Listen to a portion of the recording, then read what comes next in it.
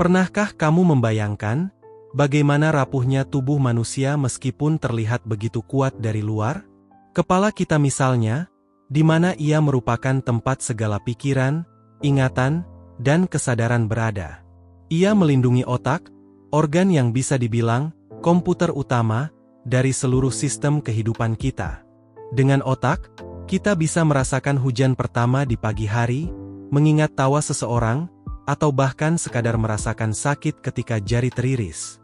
Semua emosi, semua sensasi, semua kehidupan bermula dari sini. Tapi di balik semua keajaiban itu, otak juga punya satu kelemahan besar, yaitu otak sangatlah rapuh. Sekecil apapun gangguan di dalamnya, bisa mengubah segalanya dalam sekejap, apalagi jika gangguan itu bukan sekadar benturan biasa, melainkan sesuatu yang jauh lebih fatal seperti luka tembak di kepala.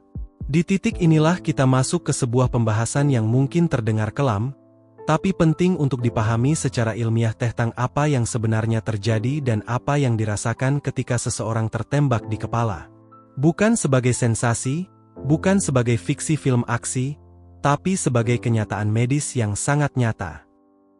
Sebelum kita masuk ke inti pembahasan, saya akan memberitahukan dulu bahwa topik ini menyangkut peristiwa ekstrim yang sangat serius dan berbahaya. Jadi penting untuk saya sampaikan di awal bahwa informasi berikut bukan untuk romantisasi, pembenaran, atau dorongan terhadap tindakan kekerasan dalam bentuk apapun.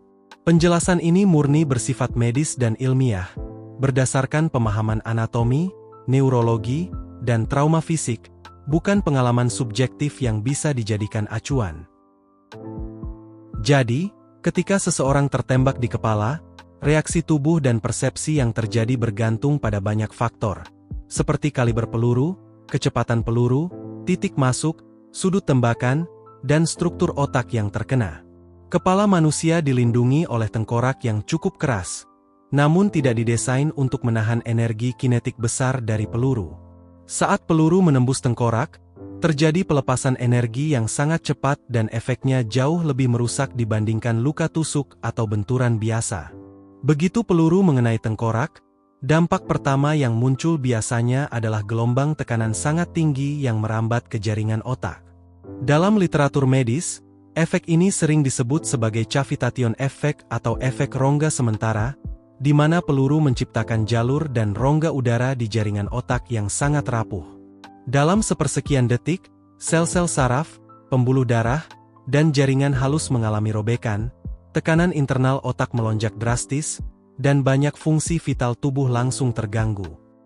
Pada saat inilah, kebanyakan korban tidak sempat merasakan nyeri dalam pengertian biasa. Berdasarkan laporan medis forensik dan penelitian trauma tembak yang pernah dilakukan oleh lembaga militer dan pusat trauma seperti National Institute of Health, jika peluru mengenai bagian otak yang mengontrol kesadaran, misalnya batang otak atau korteks besar, maka kehilangan kesadaran dapat terjadi dalam waktu kurang dari 1 detik. Banyak korban tidak menyadari apa yang terjadi, dan sensasi sakit sebagaimana luka biasa tidak sempat diproses oleh pusat nyeri dikarenakan pusat tersebut sendiri telah hancur atau terputus dari jalur saraf.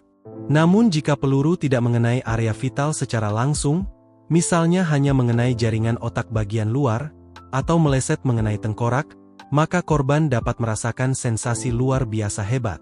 Rasa ini sering digambarkan dalam laporan medis sebagai nyeri tajam yang menusuk dan sensasi tekanan luar biasa di dalam kepala.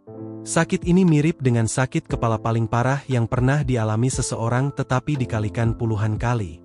Beberapa korban yang selamat dari luka tembak kepala menggambarkan pengalaman itu seperti ada ledakan yang terjadi di kepala, diikuti dengan gangguan penglihatan, suara berdenging keras, pusing ekstrim, dan sensasi melayang atau kehilangan kendali tubuh. Selain rasa sakit fisik, luka tembak di kepala juga menyebabkan gangguan saraf instan, mulai dari gerak, napas, kesadaran, hingga persepsi sensorik.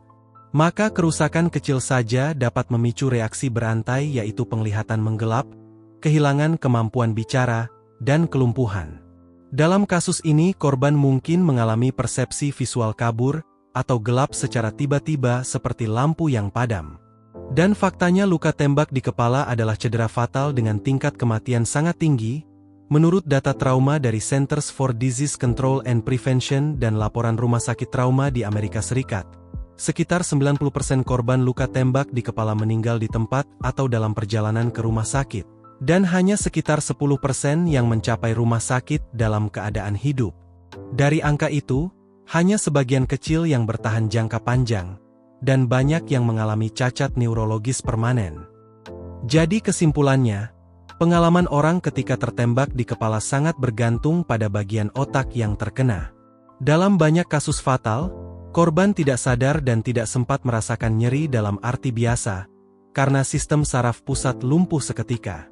Namun dalam kasus yang tidak langsung fatal, rasa sakit bisa sangat ekstrim dan disertai gejala saraf berat seperti kehilangan penglihatan, pusing, kelumpuhan, dan kebingungan mendadak.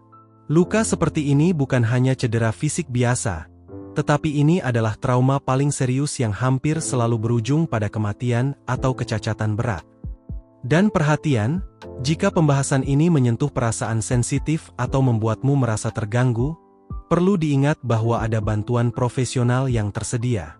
Di Indonesia, kamu bisa menghubungi layanan Sejiwa Kemenkes Republik Indonesia di nomor 119 ekstensi 8, untuk mendapatkan dukungan kesehatan mental secara gratis dan rahasia.